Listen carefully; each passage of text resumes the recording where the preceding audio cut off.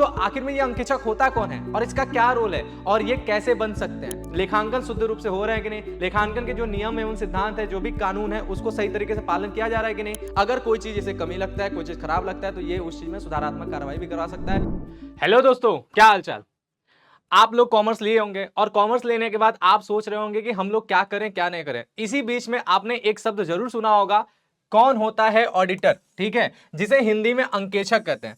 अब यह अंकेक्षक कौन है, इसकी क्या भूमिका है, इसकी भूमिका समझने के लिए अभी हाल ही में प्रधानमंत्री मोदी ने भी बोला था, जब उनका जो है सीए वालों के साथ जो है मीटिंग चल रहा था, तो उन्होंने बोला था कि मेरे सिग्नेचर से भी ज्यादा ताकतवर आपका सिग्नेचर है। यानी एक अंकेक्षक अगर अपना वो किसी भी चीज पर सिग्नेचर कर देता है तो वो जो है वेरीफाई हो जाता है और उसका वेरिफिकेशन जो है प्रधानमंत्री के सोचिए सिग्नेचर से भी ज्यादा खतरनाक है, ज्यादा जो है पावरफुल है। तो आखिर में ये अंकेक्षक होता कौन है और इसका क्या रोल है और ये कैसे बन सकते हैं? तो देखिए, अंकेक्षक जो है, आप जो है सीए करने के बाद, आप जो है चार्टर्ड अकाउंटेंट का कोर्स करने के बाद जो है आप एक अंकेक्षक की भूमिका में हो सकते हैं। अब ये अंकेक्षक करता क्या है?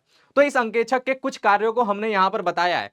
वैसे तो मेन इसका काम आप यही समझ सकते हैं कि जो भी लेखांकन होता है, किसी भी चीज का लेखांकन, ठीक है, उस लेखांकन को अंततः सबसे फाइनल जो है वेरिफिकेशन यही देता है। अगर इसने जो है वहां पर सिग्नेचर कर दिया, वेरीफाई कर दिया, तो वो 100% करेक्ट माना जाता है। यही इसका जो है सबसे बड़ा काम है, ठीक बात। लेकिन इसके अलावा वो और क्या क्या चीजों को कर सकता है, तो चलिए यहां पर हम लोग समझते हैं। पहला बात आपको देखिए, वित्तीय लेखांकन की सत्यापन, जैसा कि हमने बताया कि इसका काम है वेरिफिकेशन करना, इसका काम है सत्यापन करना।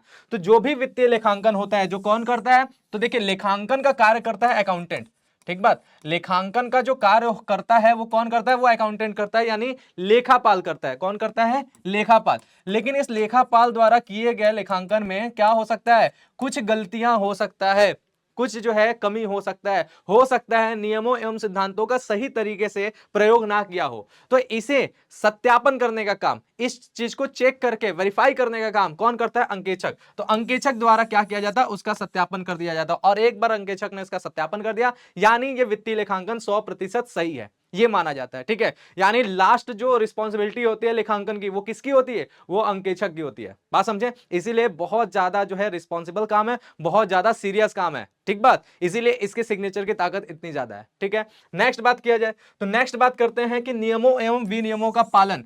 इसका एक और काम है कि यह जो लेखांकन के जो सिद्धांत होते हैं और हमारे जो है अपने ऑर्गेनाइजेशन के अंदर जो नियम एवं कानून है, उनका सही तरीके से पालन हो रहा है कि नहीं हो रहा है, ये चीज भी इसको देखना होता है, ठीक है। लेखांकन शुद्ध रूप से हो रहे हैं कि नहीं, लेखांकन के जो नियम एवं सिद्धांत है, जो भी कानून है, उसको सही तरीके से पालन किया जा रहा है कि नहीं, इस चीज को भी देखने का काम अंकेक्षक का होता है। अगर उसमें कोई कमी होता है तो अंकेक्षक उसके बारे में बताता है, ताकि भविष्य में जो है उस चीज को सुधारा जा सके, है ना बात। तो ये जो है उन चीजों का पालन कराना भी जानता है, यानी किसका? नियमों का। जो भी लेखांकन से संबंधित नियम है उनका जो है ये पालन कराता है। किससे? लेखापाल से, ठीक बात। नेक्स्ट बात समझे, तो नेक्स्ट इसका काम क्या है? नेक्स्ट इसका काम है आंतरिक नियंत्रण की समीक्षा। देखिए, लेखांकन के जरिए नियंत्रण किया जाता है ना बात। तो हमारा जो ऑर्गेनाइजेशन होगा, जो भी संस्थान होगा जिसके अंदर ये ऑडिटिंग का कार्य हो रहा है, तो एक ऑडिटर क्या करेगा? एक ऑडिटर यह भी चेक करेगा कि वहां पर जो भी संस्था है उसके अंदर आंतरिक नियंत्रण सही तरीके से चल रहा है कि नहीं, ठीक है। यानी सभी चीजें अच्छे तरीके से व्यवस्थित है कि नहीं, सारे चीज अच्छे तरीके से चल रहे कि नहीं, उन चीज को जो है वो देखेगा, समझेगा। और समीक्षा, समीक्षा का मतलब क्या होता है? उस चीज को चेक करना, चेक करके बताना कि सब सही है कि नहीं, और समीक्षा करते हुए सारी बातों को बताएगा, जो भी कमियां होगा उसको भी बताएगा, ताकि उस कमियों को दूर किया जा सके। तो ये भी इसका एक जो है महत्वपूर्ण काम है, समझ रहे हैं। तो सोचिए ऑडिटर के ऊपर कितनी बड़ी बड़ी जिम्मेदारियां हैं, ठीक है। और इसके बाद क्या है? और इसके बाद हम कहते हैं कि सलाह और सुधार। इसके साथ साथ हमने बोला ना कि सारी चीजों को देखना, चेक करना, सत्यापन करना, यही सब तो इसका मेन काम है। लेकिन इसके साथ साथ ये क्या करता है? अंततः अपनी सलाह भी दे सकता है।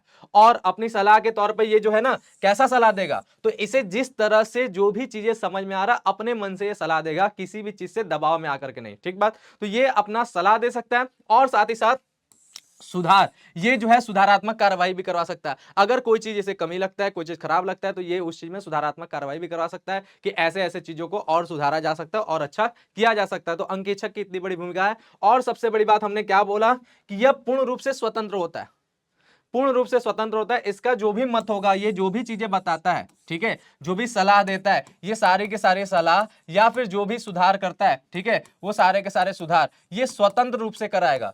यानी किसी के दबाव में नहीं, अपने मन के अकॉर्डिंग, अपने इच्छा के अकॉर्डिंग, उसे जो समझ में आता है कि सही है उस हिसाब से वो सही कराएगा। जो चीजें लगता है कि पहले से परफेक्ट है उस चीज को छोड़ेगा, है ना बात। तो हमेशा सुधारात्मक कार्रवाई या जो भी चीजें ये होता है ये स्वतंत्र मत के अनुसार करता है, किसी के दबाव में नहीं, किसी के हिसाब से नहीं, किसी से इन्फ्लुएंस होकर नहीं। ठीक है, तो इसका मत पूरी तरह से कंपनी से स्वतंत्र होता है, मालिक से स्वतंत्र होता है, सबसे स्वतंत्र होता है, अपने हिसाब से मत रखता है। ठीक है, लेकिन अंततः इसका एक पर्पज यही रहता है कि वो ऑर्गेनाइजेशन को आगे बढ़ाने के हिसाब से ही सोचता है। ठीक बात क्लियर है। तो ये होता है अंकेक्षक। आई होप आप लोग को समझ में होगा, छोटा सा वीडियो था क्योंकि अंकेक्षक बहुत बड़ा टॉपिक है नहीं, बहुत बड़ा चीज है नहीं, लेकिन इसके बारे में आपको जितना चीजें बताना चाहिए था, इसके कार्यों के बारे में हमने बता दिया और कैसे बनते हैं ये भी आपको समझ में आया कि आप अगर चार्टर्ड अकाउंट बनते हैं तो आप जो है अंकेक्षक की भूमिका में जा सकते हैं। ठीक है, तो आज की वीडियो के लिए इतना ही, मिलेंगे हम लोग नेक्स्ट वीडियो, तब तक के लिए थैंक यू, बाय, जय हिंद।